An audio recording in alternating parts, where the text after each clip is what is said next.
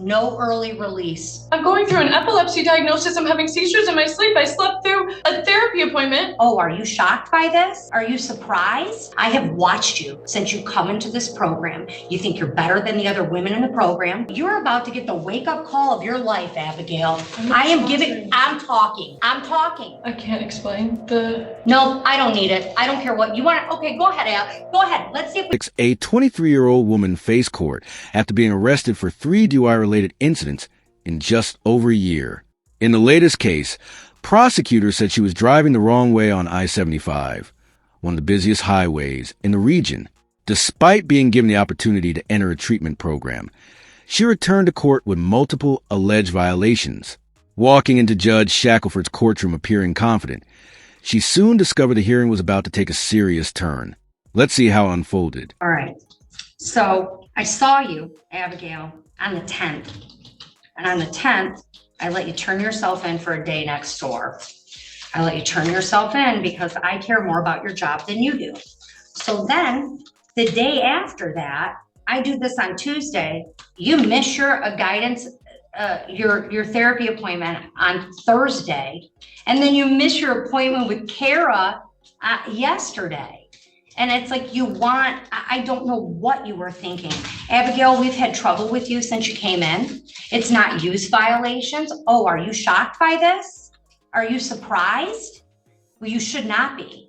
You have consistently, if I count your violations, like I know that we're on number 7, but if you look at them, number 7's 3. Number 6 was 1, 2, 3, 4, right? I mean, it's like Kara's bunching them because it makes sense when you have that many violations in a short period of time. But you're consistently, you think this is Abigail's treatment court, and it's not. Yes, you do. It's a 23rd District Court treatment court program, and you're not special. You're not special in this program. Everyone else has to show up, and they have to do what they have to do to survive, but not Abigail. Abigail can cancel her appointments as she sees fit. She can miss things, and it's a consistent pattern. And the response that we always get from you is like, well, I have a job. Well, your recovery is more important than your job, because if you're sitting in Wayne County Jail, quite frankly, Abigail, on this, it should have been charged as a 3rd, and you should have a felony right now. Because let's talk about your record for a minute. You've had 3 drunk drivings in how long? Within a couple of years. Right? When was your first one? February of 2023. Okay. When was your second one? December of last year. Of 23? Yes. Okay. Oh my gosh. When was your 3rd? April of 24. 3 drunk drivings in a year? Less than a year? Am I bad at math? Just over a year. Just over a year. 3 drunk drivings. How old are you? 23. Your last drunk driving, Abigail. You drove the wrong way on which freeway? Which one? 75. 75. We are miles out of Detroit, one of the busiest freeways in the state of Michigan, and one of the busiest areas in the state of Michigan. And you drove the wrong way on the freeway. That's how drunk you were. I understand, Your Honor. Okay, well, we're going over it because I don't think you do. I genuinely do not think you understand. And then you wouldn't stop for the cops. And a cop had to tap your car to get you to stop and get you from killing someone else or killing yourself at 23 years old, your 3rd one in just over a year. And you got a gift. One, you got your life. You're not dead. You're not in prison for killing someone else, which is a miracle, going the wrong way on one of the busiest freeways, probably in the country. We're the Motor City. And you're driving the wrong way on one of the busiest freeways outside of Detroit.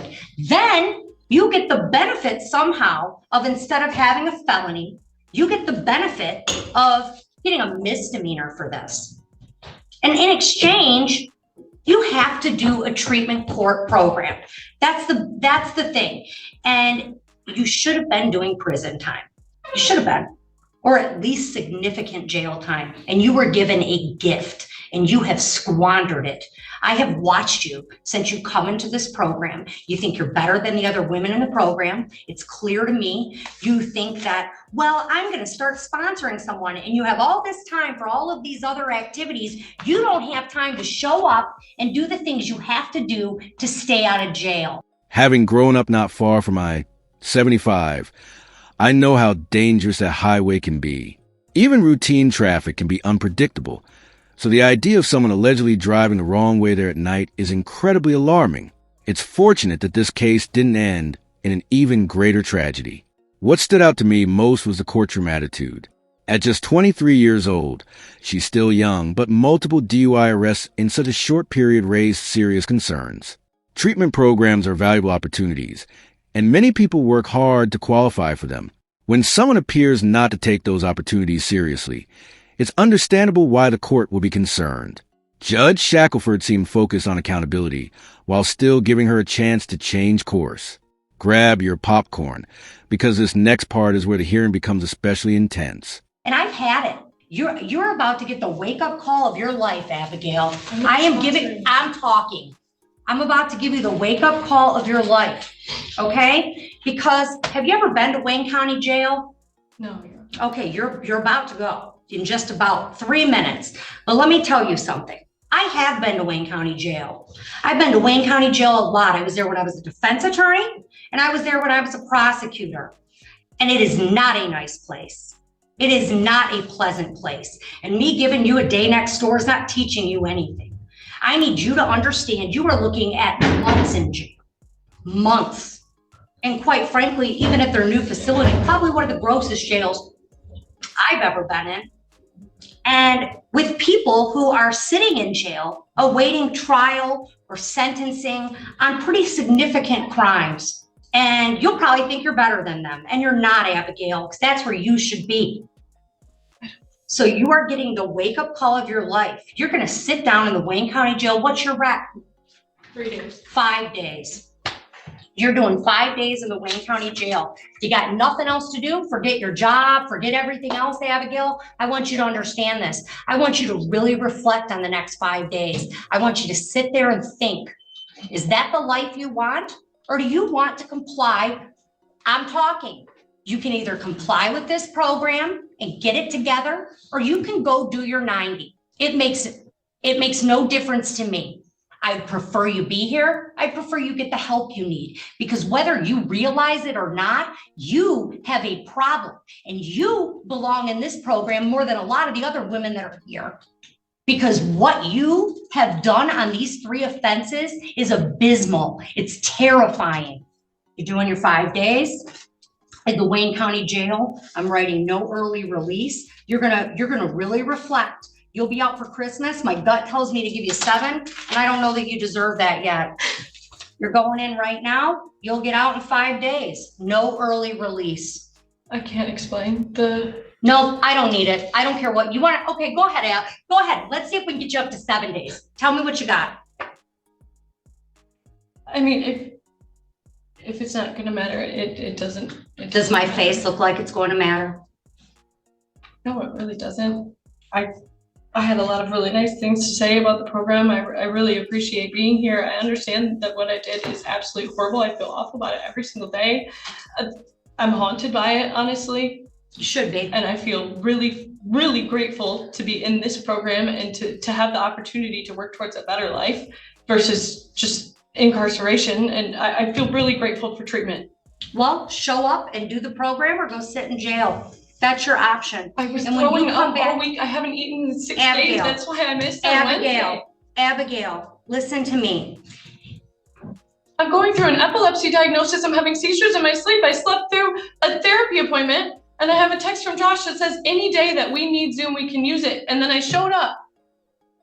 And then he told me that we couldn't use it. It was a misunderstanding, miscommunication on his part or mine. I don't know, but I genuinely, I took everything into account the last time I was in front of you, and I took And it to then you heart. immediately missed another appointment, I've been and you're throwing up I'm for done. days on I don't want to end. hear. I don't want to hear anything else. I'll mark your file medical. Enjoy your 5 days in the Wayne County Jail. When you come back, you can tell me whether you want to be here or whether you want to give your spot up for someone who's earned it.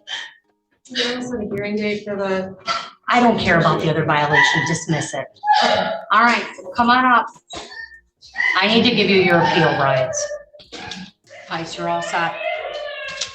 A 5-day jail sanction may not seem like much after everything discussed in court, but it appeared the judge was trying to send a clear message while leaving the door open for rehabilitation. At 23 years old, there is still time to make better decisions, but only if those opportunities are taken seriously. What stood out to me most was that the court had already offered multiple chances, including access to treatment. Whether this latest consequence becomes a turning point is something only time will tell. What do you think? Was the judge's decision fair, or should the consequences have been more severe? Leave your thoughts in the comments below. Thanks so much for watching. If you enjoyed this courtroom breakdown, don't forget to like, subscribe, and I'll see you in the next video.